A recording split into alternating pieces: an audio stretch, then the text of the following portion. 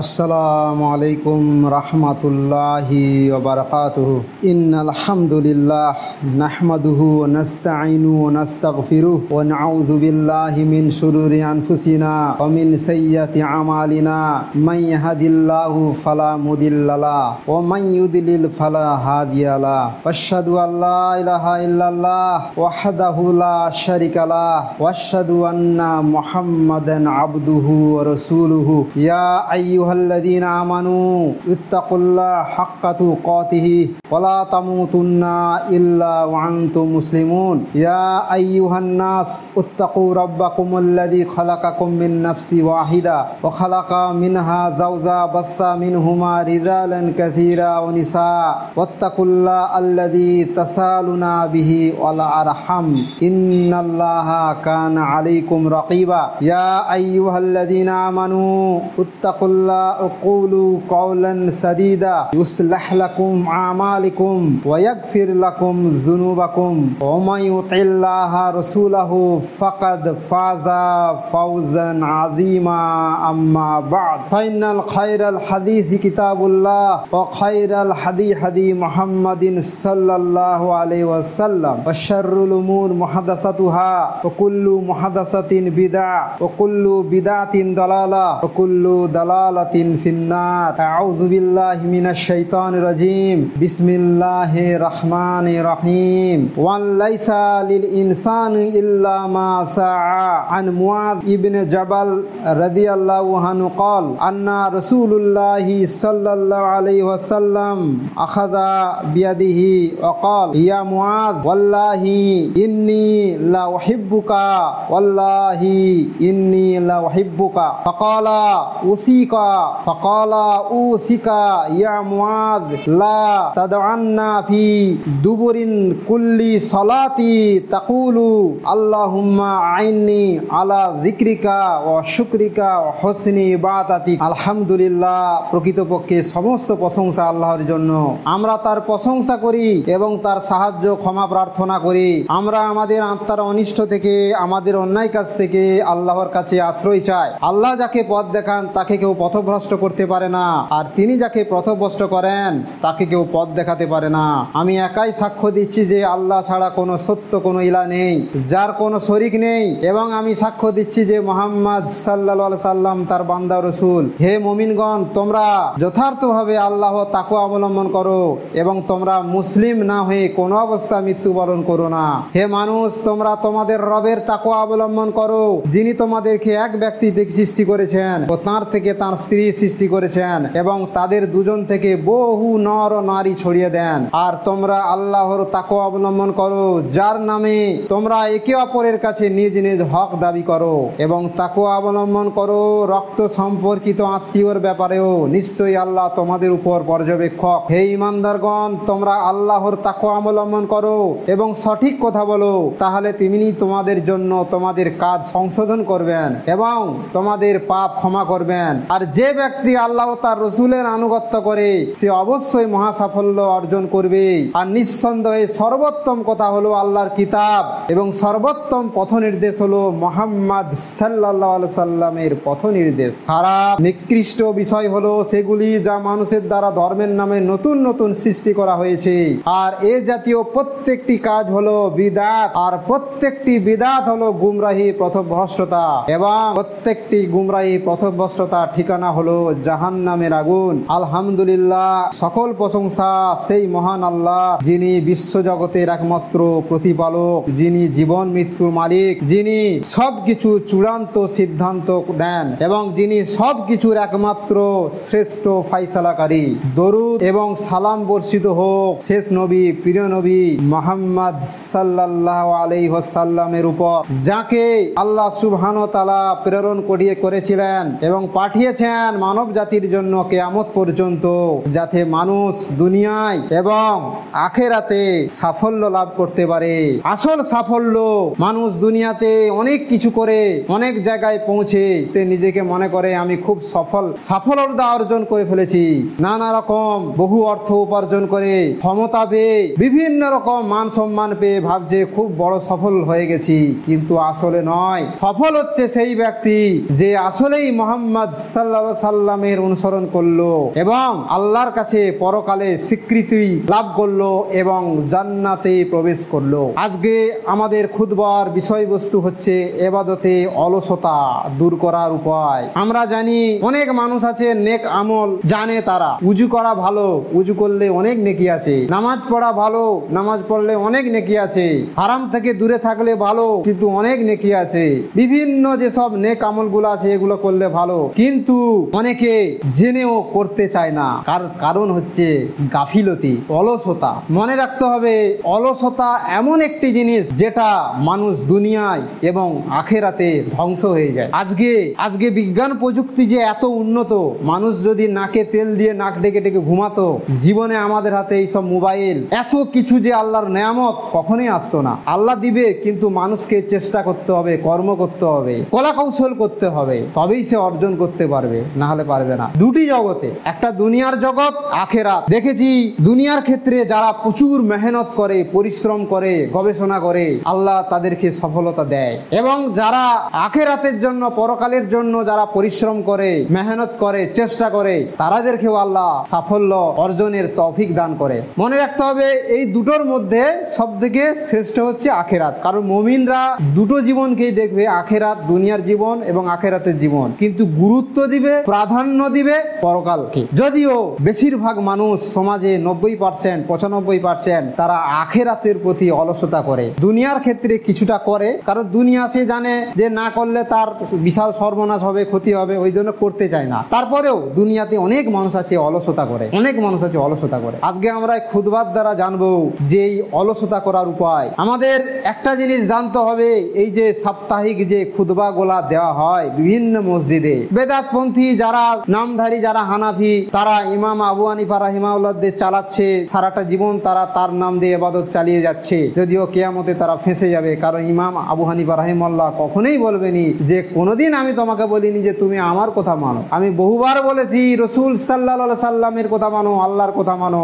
কিন্তু তারা আরবিতে খুতবা দেয়, যা হোক যে যতটুকু দেয় সেই খুতবার মধ্যে অনেক ভালো ভালো কথা আছে, কিন্তু মানুষ আফসোস মানুষ বোঝে না। তারা যে আরবিতে 1 মিনিট 2 মিনিট 5 মিনিট যতটুকুই দিক, একই জিনিস দিয়ে, কিন্তু তার মধ্যে অনেক কোরআনের কথা, হাদিসের কথা আছে। কিন্তু বাংলায় খুতবাটা দেওয়াটা ছিল অনেক উত্তম, এতে মানুষ বুঝতো। এই যে খুতবা যে দেয়া হয়, প্রথম কথা হচ্ছে যে খুতবা ডেলিভারি দিবে, যে খুতবা যে দিবে খতিব, তাকে খুতবা রেডি করতে হয়, করতেই হবে তাকে। প্রত্যেক সপ্তাহে নতুন নতুন কোরআন হাদিস থেকে বক্তব্য তুলে ধরা, খেতাব করা, অ্যাড্রেস করা, এবং এটা একটা ক্লাস, এটা একটা সেমিনার। আমরা বক্তব্য শুনতে যাই, ওয়াজের কথা, অমুক জায়গায় ওয়াজ আছে, অমুক জায়গায় জলসা আছে, রাত জেগে জেগে সে যে কি যে হয় আল্লাহ ভালো জানে, ঠিক আছে, সারা রাত জেগে জলসা হয়। কিন্তু এই যে খুতবা শোনাটাই এনাফ, যথেষ্ট। খুতবা যদি শুনে, ওই জন্য ইসলামে খুতবার বিষয়টা রাখা হয়েছে, প্রত্যেক সপ্তাহে মানুষ শুনবে, সেটাকে শুনে নিজেকে সংশোধন করবে, নিজেকে পরিবর্তন হবে, নেক আমল করবে, সে আখেরাতমুখী হবে। এটাই হচ্ছে খুতবার মূল টার্গেট, মূল উদ্দেশ্য।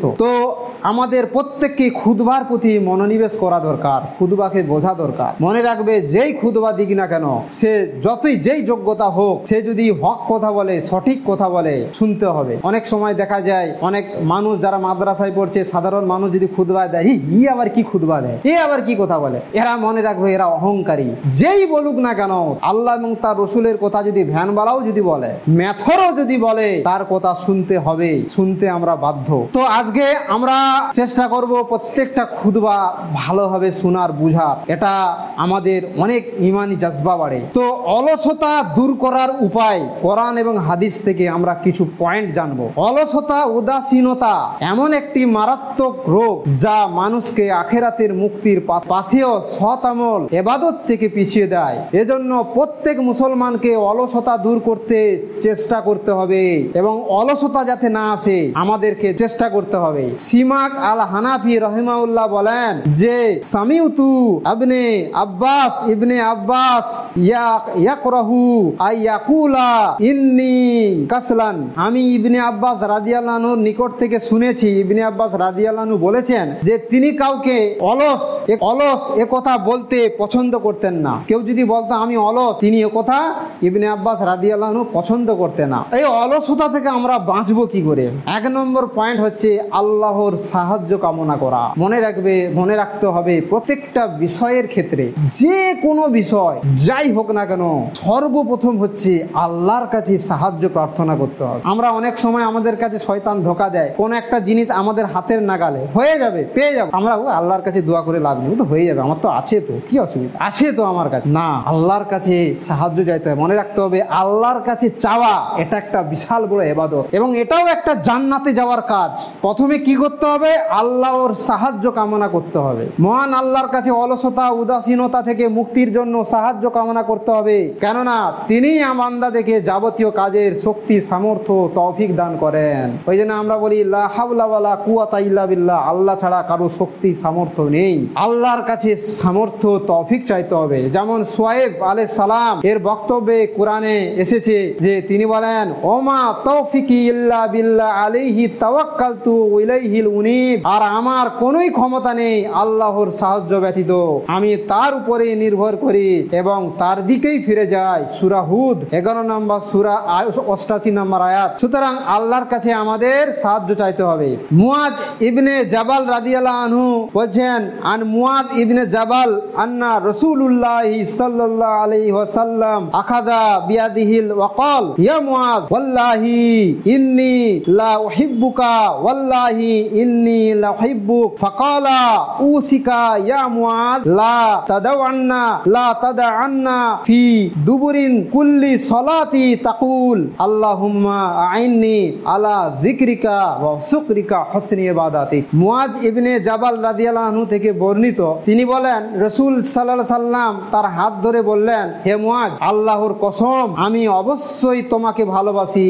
আল্লাহু আকবার। এখানে কথা বলার স্টাইলটাই আলাদা। আমাদেরকে অনেক সময় আমরা কোনো মানুষকে বলার আগে হুট করে মেন জিনিসটা বলে দিই, কিন্তু এটা ঠিক নয়। এখান থেকে একটা জিনিস শিক্ষা, তাকে আগে রেডি করতে হবে, বলার আগে রেডি করতে হবে, তাকে কিছু ভালো কিছু কথা, ওই জন্য কাউকে কিছু বলার আগে তার প্রশংসা বলতে হবে। আমরা বলে এই উমুক মাশাআল্লাহ তোমার দাড়িটা দেখছি মাশাআল্লাহ খুব সুন্দর, তোমার চেহারাটা দেখছি মাশাআল্লাহ খুব সুন্দর, বা আমরা বলতে পারি আমি তোমাকে আল্লাহর জন্য ভালোবাসি, খুবই ভালোবাসি। এই রকম বললে কি হয়, তার অন্তর খুলে যায়। একটা লোককে যদি বলা যায় ভাই তোমাকে আমি খুব ভালোবাসি, কিন্তু তোমার কাছে আমার একটা কথা আছে, কি তুমি এই যে নামাজটা পড়ছো নি, এই যে দাড়িটা রাখছো না, এই যে বিড়িটা খাচ্ছো, এই যে জর্দাটা খাচ্ছো, এটা করা উচিত না। এটা এত সুন্দর দাওয়াতি ভঙ্গিমা ভাবতে পারা যায়নি। তার অন্তর খুলে যাবে, বাহ আই আমাকে ভালোবাসে, বাহ এ তো আমার ভালো কিছু কথা বললো। তখন তার কি হবে, ওই যে নেগেটিভ দিকটা, মানে যে মেন যে দাওয়াতি কাজটা তার গ্রহণ করাটা তার ক্ষেত্রে অনেক সহজ হয়ে যায়, সে গ্রহণ করতে চায়। এই জন্য আমাদের দাওয়াতি কাজে ব্যর্থতার একটা বিশাল বড় কারণ, সেটা হলো মানুষকে আমরা ঠিক বুঝাতে পারিনি। বুঝাতে গেলে উল্টা পাল্টা কথা শুরু করে দিই, হেই তোর গায়ে তাবিজ আছে, তুই কিছুই জানিস না, তুই জাহান্নামে যাবি, তোর হুজুরা জাহান্নামে, বাস হয়ে গেছে, তোমার আর কথাই শুনবে না সে।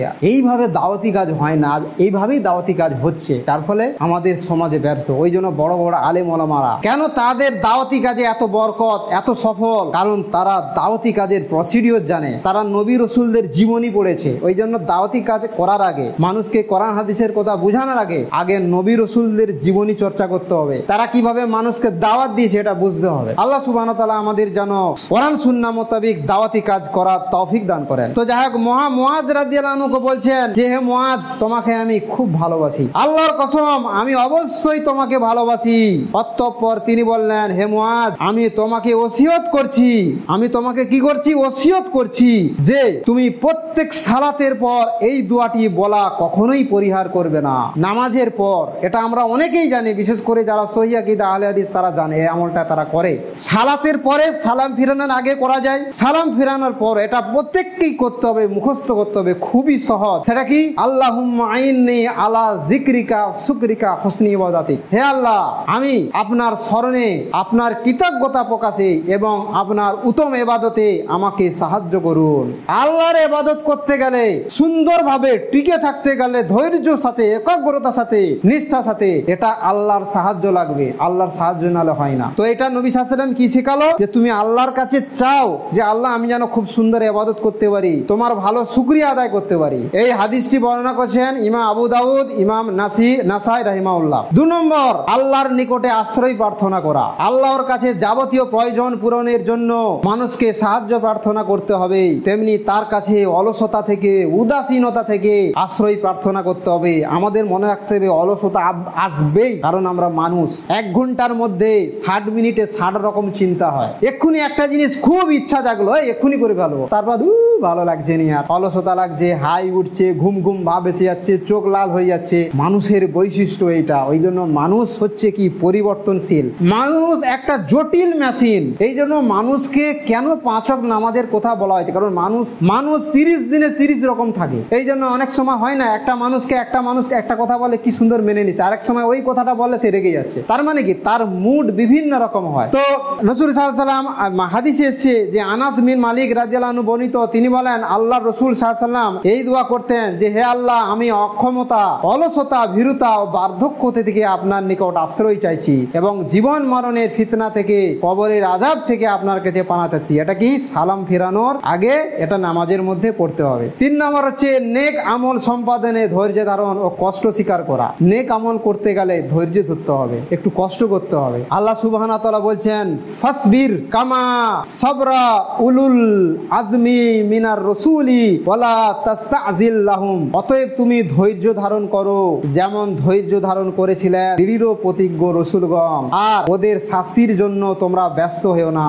আরেকটি হচ্ছে সময়ের সদ্য ব্যবহার করা। প্রত্যেকের জানা উচিত যে তার জীবনকাল প্রতি মুহূর্তে ক্ষয়ে যাচ্ছে, সুতরাং অলসতা, উদাসীনতায় তার জীবনের সময়গুলো নষ্ট করা উচিত নয়। এই যে আমরা সময়কে নষ্ট করছি, এটা খুব ভয়ঙ্কর জিনিস। সময়ের উপরে ইসলাম খুব গুরুত্ব দিয়েছে। আমরা জানি সূরা আল আসর বলে সূরা আছে, 103 নম্বর সূরা। আল্লাহ সময়ের কসম খেয়েছে, কারণ সময়ের প্রচুর গুরুত্ব আছে। আজকে মানুষ হেসে খেলে আড্ডা মেরে একটু ভালো ফ্রি টাইম পেয়েছে, খেলে সে কাটিয়ে দিচ্ছে গল্প গুজব করে। কিছু মানুষ তো আছে চায়ের দোকানে বসে বসে গল্প গুজব করে কাটিয়ে দিচ্ছে। কিছু মানুষ আছে পার্কে বসে, মোড়ে বসে, পোলের উপরে বসে, ব্রিজে বসে, নানা রকম জায়গায় বসে সময় কাটিয়ে দিচ্ছে।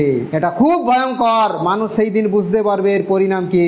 সুতরাং হচ্ছে প্রতিটি মুহূর্ত, ঘন্টা, মিনিট, প্রতিটি দিন, রাত, মাস, বছর জীবনকালের একটি অংশ, তা অবহেলা, অলসতা, উদাসীনতায় নিঃশেষ করা এটা বুদ্ধিমত্তার পরিচয় নয়। হাসান রাদিয়াল্লাহু আনহু বলেন যে ইবনে আদম ইন্নামা আনতা আইয়ামুন কুল্লামা যাহাবা ইয়াউমুন যাহাবা বাদু। আদম সন্তান, নিশ্চয়ই তুমি কতকগুলি দিবসের সমষ্টি।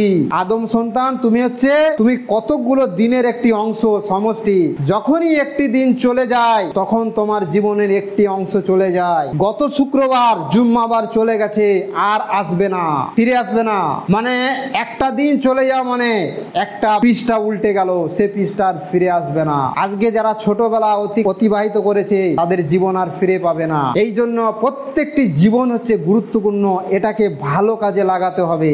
জীবনের সময়কালের সদ্য ব্যবহার না করে হেলায় হারালে অবশেষে তাকে হাউতাস করতে হবে। যেমন আল্লাহ বলেন, আল্লাহ সুবহানাহু ওয়া তাআলা কুরআনুল কারীমে বলছেন হাত্তা ইযা জা আহাদুমুল মাউত ক্বালা রাব্বিরজিউন লাআল্লি আমালু সলিহান ফিমা তারাকতু কাল্লা ইন্নাহা কালিমাতুন হুয়া কাইলুহা ওয়া মিন ওয়ারাইহিম বারযাকুন ইলা ইয়াউমি ইউবআসুন। অবশেষে যখন তাদের কারো কাছে মৃত্যু এসে যায়, কারোর কাছে মরণ এসে যায়, তখন সে বলে হে আমাদের পালনকর্তা, হে আমাদের রব, আমাকে পুনরায় দুনিয়াতে ফেরত পাঠান। যার কাছে মৃত্যু আসবে, মালাকুল মউতকে তো মানুষ দেখতে পাবে না, যে মৃত্যুবরণ করবে সেই দেখতে পাবে। তার কাছে আরজ করে আমাকে একটু পাঠিয়ে দিন, একটু সময় দিন, তখন যাতে আমি সৎকর্ম করতে পারি, যা আমি করিনি, ভালো কিছু করিনি, আল্লাহ আমাকে একটু সুযোগ দাও যাতে করতে পারি। তখনই বলা হবে কাল্লা, কখনোই নয়, এটা তো তার একটি বৃথা কালিমা, একটা উক্তি, একটা কথা মাত্র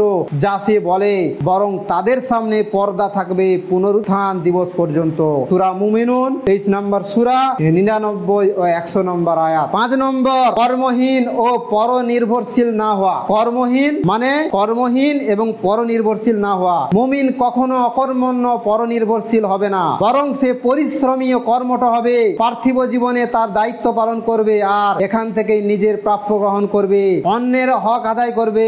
আল্লাহ সুবহানাহু ওয়া তাআলা বলছেন বলছেন হুয়াল্লাযী জাআলা লাকুমুল আরদা যালুলান ফামশু ফি মানাকিবিহা ওয়া কুলু মির রিজকি ওয়া ইলাইহিন নুশুর। তিনি তো তোমাদের জন্য জমিনকে, এই পৃথিবীকে সুগম করে দিয়েছেন, কাজেই তোমরা এর পথে প্রান্তরে বিচরণ করো এবং তার দেয়া রিজিক থেকে তোমরা আহার করো, আর তারই নিকট তোমাদের প্রত্যাবর্তন, তারই কাছে তোমাদেরকে ফিরে যেতে হবে। সূরা মুলক 67 নম্বর সূরা 15 নম্বর আয়াত। আর আল্লাহ তোমাকে যা দিয়েছেন তার দ্বারা আখিরাতে দৃঢ় অনুসন্ধান করো, অবশ্যই দুনিয়া থেকে তোমার প্রাপ্য অংশ নিতে ভুলো না, আর অন্যের প্রতি অনুগ্রহ সাদকা করো যেমন আল্লাহ তোমার প্রতি অনুগ্রহ করেছেন। সূরা কাসাস 77 নম্বর আয়াত। মিকদাম রাদিয়াল্লাহু আনহু সূত্রে বর্ণিত, তিনি বলছেন যে নিজ হাতে উপার্জিত খাদ্যের চেয়ে উত্তম খাদ্য কখনোই কেউ খায় না। আল্লাহর নবী দাউদ আলাইহিস সালাম নিজ হাতের কামাই খেতেন, কারণ হচ্ছে নিজ হাতে উপার্জন করা এটা হচ্ছে সবচেয়ে বড় উত্তম। ওই জন্য এটা তাদের ক্ষেত্রে বেশিরভাগ বলা হয়েছে যারা অলসতা জীবন যাপন করে, অন্যের উপর, যেমন ভিখারিদেরকে বলতে পারে, এরা এক প্রকার অলস, করতে যায় না, দ্বারে দ্বারে বিভিন্ন যায় ভিক্ষা করে কিন্তু কর্ম করতে যায় না, কাজ করতে চায় না, এই যে অন্যের উপর নির্ভরশীল। ইবনে মাসউদ রাদিয়াল্লাহু আনহু বলছেন যে আমি কোন ব্যক্তিকে অকর্মণ্য দেখতে অপছন্দ করি, যে না আখিরাতের জন্য কোনো কাজ করে আর না দুনিয়ার জন্য কাজ সম্পাদন করে।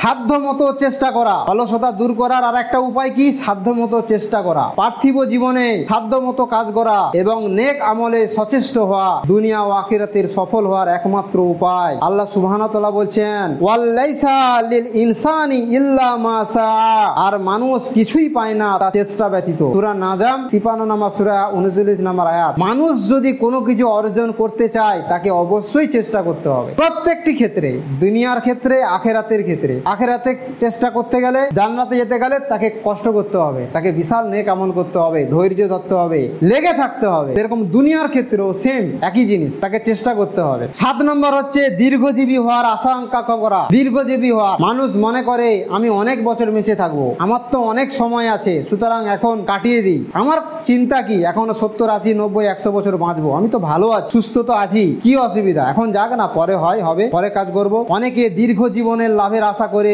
নেক আমল করে, নেক আমল পরে করার চিন্তা করে এবং শেষে জীবন যাপন তাকে পাপ থেকে তওবা করবে বলে বিলম্ব করে। এটা হচ্ছে কি সরাসরি শয়তানের একটি ধোঁকা মাত্র। মনে করছে নামাজ পড়ছে নি, আল্লাহর ইবাদত করছে নি, বলছে আমার তো বয়স কম, ও পরে সব ঠিকঠাক করে নেবো, পরে সব ধরে নেবো, নামাজ পড়ে নেবো, এখন একটু ভালো ইনকাম করে নিই, এখন একটু ভালো কিছু করে নিই। যে হয়তো নেশা পান করছে, সে জানে নেশা হারাম, হয়তো মদ খাচ্ছে বা বিড়ি সিগারেট খাচ্ছে, যাই করছে, বলে এখন একটু করে নিই, ও পরে সব ছেড়ে দেবো, সব ঠিক হয়ে যাবে। এটা হচ্ছে একটা শয়তানের ফাঁদ, যাতে সে তওবা না করে। নেক আমল ও তওবা দ্রুত করা, আমলের সালে ও তওবা করার চিন্তা মনে আসা মাত্রই তা করে ফেলা। ওই জন্য আল্লাহ সুবহানাহু ওয়া তাআলা বলছেন আর তোমরা তোমাদের প্রতিপালকের ক্ষমা ও জান্নাতের দিকে দ্রুত ধাবিত হও, যার প্রশস্ততা আসমান ও জমিন বরাবর। সূরা ইমরান 133 নম্বর আয়াতে আল্লাহ সুবহানাহু ওয়া তাআলা যেন আমাদের প্রত্যেককে অলসতা থেকে, গাফিলতি থেকে হেফাজত করেন এবং নেক আমলের ক্ষেত্রে বেশিরভাগ সচেষ্ট হওয়ার তৌফিক দান করেন এবং আমাদেরকে হায়াতের জীবনে, দুনিয়ার জীবনে বেশি বেশি কোরআন এবং সুন্নাহ মোতাবেক চলা তৌফিক দান করেন। আলহামদুলিল্লাহি রাব্বিল আলামিন ওয়াসসালাতু ওয়াসসালামু আলা রাসূলিহিল কারীম ওয়া আলা আলিহি ওয়া সাহবিহি আজমাইন, আম্মা বাদ। আল্লাহুম্মা সাল্লি আলা মুহাম্মাদিন কামা সাল্লাইতা আলা ইব্রাহিম ওয়া আলা আলি ইব্রাহিম ইন্নাকা হামিদুম মাজিদ। অলসতা থেকে, ইবাদতের ক্ষেত্রে অলসতা থেকে দূরে থাকার আরেকটি হচ্ছে নবী রাসূলদের জীবনী পাঠ করা, তাদের জীবনী পাঠ করা। অনেক সময় অলসতার অন্যতম কারণ হতে পারে উৎসাহ উদ্দীপনার অভাব, নিজেকে উৎসাহিত করা, উদ্দীপনা জাগানোর অভাব। এজন্য অলসতা, উদাসীনতা দূর করতে এবং নিজেকে উদ্যমী করতে নবী রাসূলদের এবং সৎকর্মশীল মুত্তাকি জীবনদের জীবনী পাঠ করা, এটা বাস্তব প্রমাণিত। যে যার জীবনী পড়ে, যে কোনো মানুষ যদি কোনো একটা জিনিস চর্চা করে, সে তার দিকেই ধাবিত হয়। কোনো মানুষ যদি একটা, যে কোনো আজকে দুনিয়ার জীবনে যারা হারাম কাজকর্ম করে প্রতিষ্ঠিত, যারা সুনাম, যারা হচ্ছে মানুষের কাছে খ্যাতি অর্জন করেছে, যে কোনো দিকে হোক না কেন, রাজনৈতিক দিক হোক, সিনেমার দিকে হোক, যে কোনো দিকে হোক, কোনো একটা যদি কোনো মানুষ তাদের নেতাদেরকে যদি তার জীবনী চর্চা করে, তাদেরকে যদি কথা শুনে, তাদের মজলিসে বসে তাদের যে কোনো গল্প গুজব যদি শুনে, সে তার দিকে প্রভাবিত হয়। এটা হবেই। একটা ধার্মিক মানুষ যদি কিছুদিন পার্টি অফিসে বসে রাজনীতি চর্চা করে, অটোমেটিক সে রাজনীতির দিকে সে ধাবিত হবে, তার মধ্যে গণতন্ত্রের বীজ ঢুকে যাবে। ওই জন্য মুমিনদের উচিত হচ্ছে এই যে সময় সমস্ত মিডিয়া যারা সব সময় রাজনীতির কথা বলতেই আছে, এই জন্য এদের থেকে দূরে থাকা যথাসম্ভব ভালো। হ্যাঁ, খোঁজ খবরের জন্য একটু আধটু খবর শোনা যেতে পারে, খবর নেওয়া যেতে পারে অথেন্টিক সোর্স থেকে, কিন্তু মনে রাখতে হবে যাদের জীবন নাপাক, যাদের যাত্রা হচ্ছে জাহান্নামের, তাদের জীবনী চর্চা থেকে, তাদের কথাবার্তা শোনা থেকে, তাদের মজলিস থেকে একজন মুমিন মানুষকে যথাসম্ভব দূরে থাকতে হবে, কারণ তাদের কথা মানুষের জীবনে প্রভাব বিস্তার করবে। এইভাবেই তো হয় একটা বেনামাজিকে যদি কোনো দিনদার দিনী মজলিসে আনা যায় দিনের পর দিন, অটোমেটিক তার মনটা অন্তরটা একটু নরম হবে দিনের প্রতি। এই জন্য নবী রসুলদের জীবনী যদি চর্চা করা যায়, তার ইচ্ছা জাগবে যে আমিও মোহাম্মদ সাল্লাল্লাহু আলাইহি সাল্লামের জীবন মতো হই, আমিও ইব্রাহিম আলাইহিস সালামের মতো হই, আমিও মুসা আলাইহিস সালামের মতো হই, আমিও ইউসুফ আলাইহিস সালামের মতো হই। এই জন্য সিরাতুন নবী, বিশেষ করে নবী সাল্লাল্লাহু আলাইহি সাল্লামের জীবনী প্রত্যেকের পাঠ করা দরকার, পড়াই দরকার। এই জন্য রাহিকুল মাকতুম বাংলায় অনুবাদ যে বইটি, এটা প্রত্যেক দিন হলেও, সপ্তাহে হলেও কিছু না কিছু পড়া দরকার। তাহলে কি হবে, আমাদের মধ্যে ইমানি একটা জজবা আসবে, ইমানি উদ্দীপনা আসবে, নিজেকে সেই রকম চলার মতো একটা মন মানসিকতা হবে। আল্লাহ সুবহানাহু ওয়া তাআলা যেন নবী রাসূলদের জীবনী চর্চা করার তৌফিক দান করেন। আল্লাহ সুবহানাহু ওয়া তাআলা বলছেন সূরা ইউসুফের 111 নম্বর আয়াত, লাকাদ কানা ফি কসাসিহিম ইবরাতুন লি উলিল আলবাব, নিশ্চয়ই নবীদের কাহিনীতে জ্ঞানীদের জন্য শিক্ষণীয় বিষয় সমূহ রয়েছে। নবীদের কাহিনীতে এবং জ্ঞানীদের জন্য কি রয়েছে? শিক্ষণীয় বিষয় রয়েছে।